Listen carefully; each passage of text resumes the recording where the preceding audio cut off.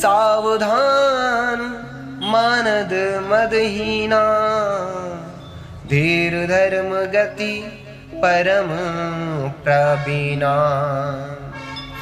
सावधान अर्थात वे सावधान रहते हैं, क्योंकि कलयुग ऐसा है कि वे कभी भी अगर वे संत असावधान हुए तो कलयुग के लोग जो हैं उन्हें किसी न किसी दोष में पकड़ लेते हैं, अर्थात गिरा देते हैं। आज भी देख रहे हैं ना, अभी सिर्फ संत प्रेमानंद जी महाराज, उनके ऊपर कितने विरोध में बात किए जा रहे हैं, कई महिलाओं के द्वारा, स्त्रियों के द्वारा,